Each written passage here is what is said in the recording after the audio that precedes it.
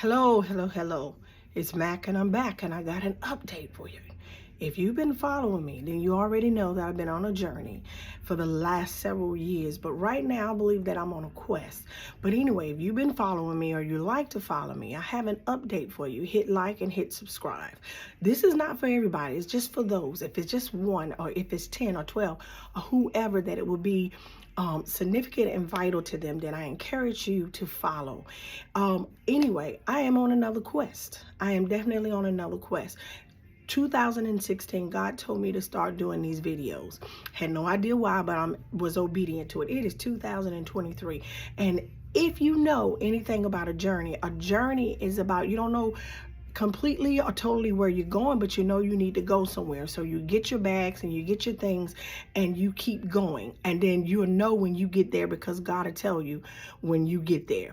So in 2016, I started a journey. Well, I started way before, but that was another chapter. So I believe that we are on a break, if we're not already in there, of a new season, not just in the natural, but also in the spiritual realm. I believe that God is doing a new thing. Old things passed away, all things have become new. In that journey is more about you getting to know God. When you come into a quest or you come into an encounter, you already can identify, you already know, and you have an idea, you know where you're going and you know what you're doing, because from that place of identity, God gives you instructions and he gives you a mission. And so I believe that in 2023, not just a year, but I believe that we are embarking on a new season. I believe that we are embarking on a revival, and that revival is not just something that's outward. I believe that it's an inward revival. It's a revival where he's doing something. He's cleansing, he's purging, he's sanctifying, he's crucifying, and not only that, that he's beginning to fill you. So I had a revelation about something that was very relevant. That's what the revelation is. It's just not information or head knowledge, but it's something that you become in tune. And so a few years ago, God had given me a vision and a dream, and it was a horrific season, but a needful season in my life, because I knew of God, but I really didn't know him as Father. And that journey is you walking with God and God taking you from faith to faith. And then you're learning his heart, you're learning his ways, you're learning his spirit. And then in that season, he's teaching you, but more is actually caught than taught, because some things you won't get until by and by. My mother and my grandmother used to say that all the time, and I did not understand it, but now I've come into an understanding about it. So anyway, in that new season, in that new revival, it's like an awakening of your spirit, but you're in tune. It's not somebody that we have heard about or we know about because of somebody else and what they told us, but it's when you come into an experience and in a maturity in your relationship with God. So a few years ago, I had this dream, and I had been in Christ for a while, but I knew him as God, but I really didn't know the heart of the Father for me, something that was up close and personal. I read it, I was faithful in church, and I continued to go, but then it was a time where he had to encounter and he had to break something in me, because he wanted me to really, really, really know what his heart was for me. Okay? Not just his heart for his church, but he wanted me to know him for myself and to grow into another level, into another place, into another understanding, to be so up close and personal with him, because he already knew me. Even though I knew what the commands and I knew all these different things, I really didn't know the heart of the Father for myself. I knew his heart in general for his whole family, but to me, I felt like I was lost in a crowd of everybody else. Now, don't get me wrong. I don't believe this is about, he's calling the last first and all this. I believe that you're significant wherever you are. But if you don't know that, then you will be lost in a crowd. You will be lost in a crowd. So a few years ago, I had a dream that I was in this wedding dress, and it was dirty, it was torn, it was ripped, it had blood on it, I had been wounded, and I was laying in this ditch. This is a dream now. I'm laying in this ditch and everybody was walking past me and they were stepping over me or they were looking at me, but nobody picked me up. And it was like people, I was surrounded by people and people that I knew, and they would not pick me up. And then there comes this individual, really didn't have a face, but I knew, and they picked me up. He picked me up and he traveled with me. And I can just remember seeing my silhouette in this ripped, torn gown. And I remember that I was left for dead. And he picked me up and he took me to a safe place, a sacred place. And I just got the revelation. I'm like, okay, where was it? It wasn't a hospital. It wasn't this. But he took me to a safe place. And that was a revelation, a journey into the chambers of his heart. My God. Anyway, the chambers in his heart, and that's getting to know him at a deeper, deeper level. And in that place, he started to cleanse me. He washed me with the word, but he cleansed and sanctified me with the blood, his blood in exchange for my blood. So that gown was ripped and it was torn and it was tattered. And he took that off, that old man, that old clothing. It was the burial clothing. And he robed me and he cleansed me and he was with me. It's like he wouldn't let anybody get to me. I was really hidden in him until he brought me to a place of fullness and wholeness. And it's not necessarily what you think. It's not necessarily stuff or things, but I got his heart. I had his heart. And so as a woman, that revelation, if you don't know the heart of God, you would try to find love or what you deem to be love in those things that are surrounding you. And God is a very jealous God. He will always want to be first. He would always want to be your foundation. He will always want you to seek him first, not his hand, but his heart. And then all other things will be added. And so even being saved and being a Christian, I thought that I could earn or work love. Not just love from people. I could work and earn love from God. I could work and earn it from him. But I was struggling in my works trying to gain a love for God. So when he came and got me, he not only got me wounded, he got that old man that buried those old ways. He got that woman who was lost and stuck and finding idols into people pleasing and into relationships that I hadn't chosen. Not only did he get the wounded bride because I was married to the world, I was married to the things that I desire because I did not know the Father's heart. So not only did he come and get me, because I believe the bride represents the church. His church was wounded. I believe that it also represented me personally because he came and got me. But I also believe that when he picked up that bride, he picked up an orphan because I knew God existed, but I did not know him as Abba Father. I did not know him as a loving God. I did not know. So how could I relate what I thought was love into another person if I didn't know the fullness of it in God? So anyway, from there, he took me into the chambers of his heart. It gave me a revelation. Our relationship began to grow. I had true fellowship with him. And from that place, then he took me to another dream. And in that dream, he introduced me to the Son, which was Jesus Christ. And he took that old, torn, tattered dress and he robed me. He gave me a whole new garment that it wasn't, you know, how women go out and she want to get a dress and she want all this. It wasn't so much about the festivities. It was about the covenant. It was about the covenant relation. That's why we have so many marriages and so many divorces, because we are focusing on the event, but you're not focusing on the legacy or the covenant of it, okay? So anyway, from that place, I get excited and I get to run in with what he shows me, and he introduced me to his Son and he set me down.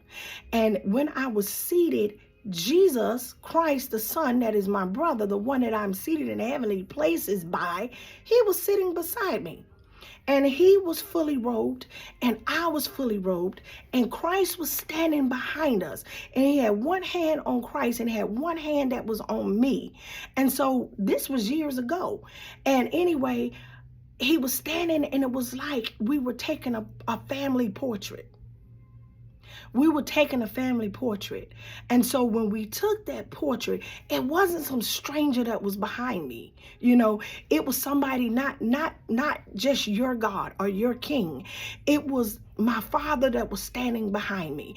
And when his hand was upon my shoulder, it was resting upon my shoulder, and it was resting upon Christ's shoulder, and he was holding my hand. Christ was holding my hand. And so from that place, it was levels. God took me through these corridors that seemed like to be in a castle. And as I was going through it, it was all these portraits of I guess the years that we were graduating, we were growing, and we were maturing. But it wasn't some cold like castle. It was like it was home. So he took me from this wounded bride and from this orphan spirit of a child, and he brought me into a place that was, it was sacred, it was home, it was safe. He nurtured me. He washed me, he cleansed me, and he oiled me. And then I started growing and developing by Christ and in Christ. And we start journaling, going forward. Then he took me to a place that was a table, and I immediately started getting up, serving the table. He was like, no, I want you to come. It's so much more to it. But he was like, no, I want you to come, and I want you to sit down with us. So then I had God, I had Abba the Father, I had Christ, and I sat at this table, and it was a place for like 4 people. And he was like, no, come, sup with us. He said, you have waited the tables. Now come commune with us. And it was the Father, the Son, and the Holy Spirit. That was him giving me a gift that I did not have to work for. I did not have to deserve, but he was giving me his kingdom. He was giving me his heart, and he was giving me his kingdom and the operation of his kingdom. And so I didn't understand it at that time. But anyway, as I move and I progress forward and I start growing, it was like he took me to something that was a library. And in this library, it was like huge in a castle. And this book fell, and the book fell, and it opened up on what was princess. And it said princess.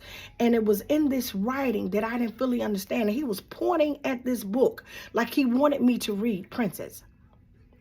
And I didn't understand it, and I guess he was calling me his own. I'm his daughter. I'm his daughter. And so Father was raising me up, preparing me for a bride. But if you're married to the world and the things of this world, instead of you being chosen, we will choose, and God will let us have what we have chosen, but it's not as necessary as perfect will. So going through all of these chapters in my life, like that particular chapter, it was like he was telling me, I don't care what was in your past. I'm giving you a brand new chapter. I'm giving you a brand new revelation. I'm giving you a brand new season. I am rewriting your life according to what was already written beforehand, but you didn't know it. You hadn't read it. You didn't understand the testament. You didn't understand the book. You didn't know what I had written for you. You didn't know what the will of God was for you. So this is all in a vision and in a dream. The other day, the next part to what from that, and I guess there's so much more, and then he will start to unfold it, but he showed me in this dream, again, another dream. I've had many in between that. But in this particular dream, I was in this building, and it looked like it might have been a church or a sanctuary, and it had 8 walls to it, and it was doors on each wall, but it was one set of doors that had windows. These other doors did not have windows, but all of them were chained. And I'm on my knees in this sanctuary, and I felt like I had been locked in there. And I'm like looking around thinking, but why am I locked in the church? Who would lock me in a church? And I believe it has multiple meanings, but the one that is relevant is one revelation he gave me. And I'm looking out, and I can see the light. And he said, come out. And I'm thinking to myself, well, what am I coming out of? I didn't understand it. So anyway, from that, I was like, okay, I didn't try to think too much on it. Not far off, but it's like, I didn't want to stay in that zone, because sometimes I can get really, really spooky. I can get spooky. And so when I would communicate things that I thought was normal to other people and it wasn't normal to them, and I started realizing, okay, maybe I am strange. And I started thinking I was a little loopy because I thought everybody had these type of revelations and this relationship with God.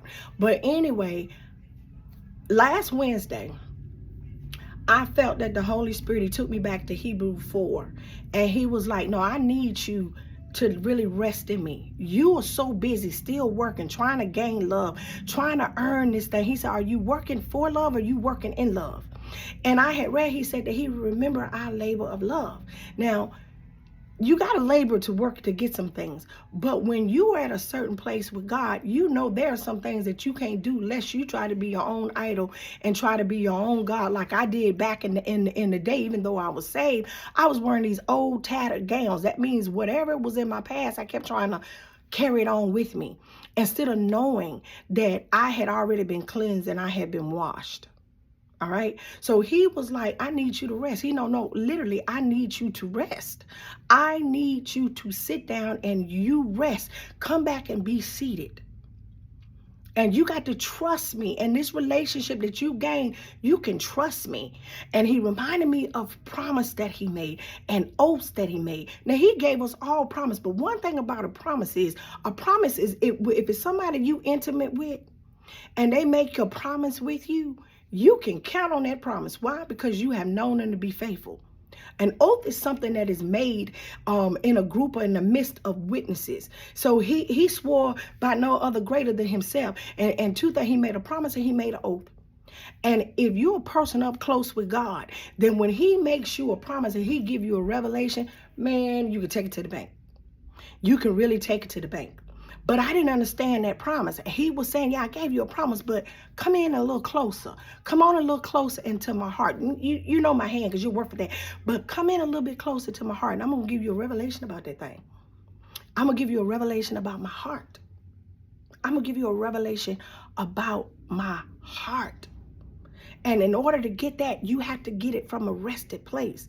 Because when you're working and you're tired and you're going to make decisions based on your emotions. You're going to base decisions based on this right there. And you're working. And he tells you to come into his rest, to enter into his rest, to take a pause, to settle down. Because in that place, he's going to refresh you and he's going to revive you. But the world and your works will keep you so busy thinking, if I do one more thing, I'm going to get it. That ain't faith. That's not faith. And I'm resting in the promise and the oath that he made me.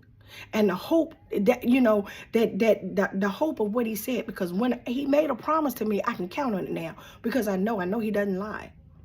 I know he does not lie. I know he cannot lie. So he took me back to some things that he had shown me, some things that he had spoken to me. And so on this particular Wednesday, was last Wednesday, he said, I want you to do several things.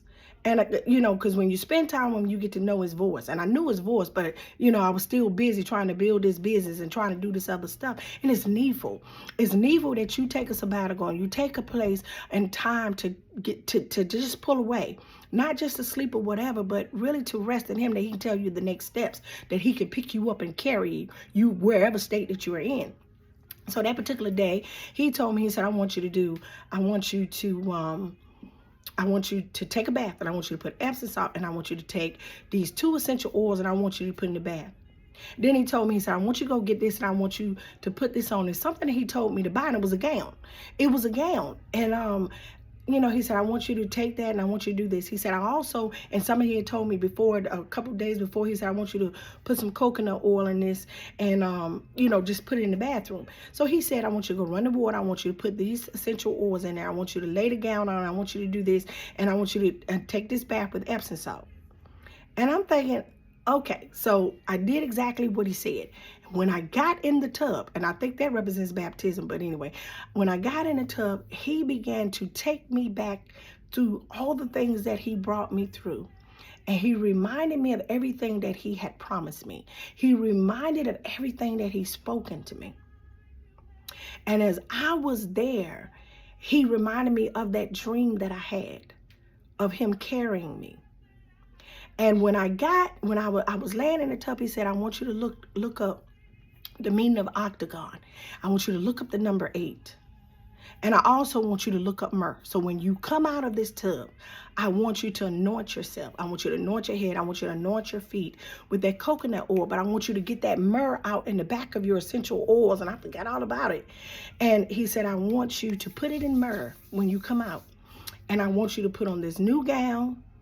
And I'm thinking to myself, okay, but I'm following the instructions. So sometimes you will find out the details as you go, as you move forward. So anyway, I did all of that. And when I did that, he began to tell me, and I looked up the octagon. It was something to do with the representation. The number 8 is dealing with the completed work. The 7th day is the finished work. But on that number 8, it represents so many things. And I just can't remember off the top of my head. But it was like a new season. 7 represents he's finished. He's done. Now he's getting ready to do a new thing. Now that new gown represented, he was like, I'm exchanging the blood and your wounds and all those things, because you can't go into this new season with that old raggedy gown. Not just a garment, but that mentality, those things that I've purged in that old season, those things that I've cut off in that season. You can't drag that stuff over in this new season. The number 8 also represents a new heart, a new covenant. Now, I had a covenant with the world, even though I was saved, because those things and desires that I had wasn't necessarily things of God. It was what I thought that I wanted. It was also, I wanted to be married. I wanted to do all these things. And I had created a covenant. That wasn't a covenant of God, but see, God was still there. So he was letting me know, the covenant in the Old Testament was still very needful and still very relevant, but he was doing a new thing. In order for me to go into this new season, I had to go in with a new heart, because that old heart is going to hinder some things. I had to go in with a circumcised heart. I don't know the fullness of what it is that he's getting ready to do. I don't know. But he was letting me know all that was preparation. All that was preparation. But those were the ways that I've chosen. And now that I knew his heart, I knew the Father's heart. The Father's heart will prepare you for the next season and for your destiny of things, whatever that may be. And so my Father had taken me, cleansed me, healed me, renewed me, robed me, dressed me, set me at the table. So now I have a true understanding of what his heart is for me. And when you know what his heart is for you, then you will know when people come in, you have a better discernment, discretion, and a better revelation of who God is calling to your life, or what he's called you to do. And I've learned to trust him, and I don't fully understand it all. And it's like, I rest in the fact that you said you'd have finished this work. Now lead and guide me, renew me, give me a renewed mind. Give me a new heart if you have to, related to this. Because when I know your heart, I can go in and I can interact and I can do things with the right motives and the right intent. And so from that, even with the myrrh, when I looked up what myrrh was used for, it was for the healing of wounds. This may be very well your season of healing. So he's take those old things and he said, they're passed away. You can remember, because you need to know what he brought you out of and to where he's bringing you into. And it's not so much of just that there. From then and going through, I learned him. I learned his love. I learned his heart for his people. I learned his heart for me. I had this heart for his people. I just didn't have it for me. I didn't understand it. I thought it was irrelevant. I thought it was selfish. I thought to even think of myself, but how can you truly love your brother or your sister if you don't really love yourself? And you need to love yourself from a place of where God sees you. So whether I'm in the dust, or if I'm in the ashes, or whether I'm at the table, or if I'm in the castle, or wherever I'm at, that as long as my Father's with me, and he was like, you don't have to call me in, I'm forever present.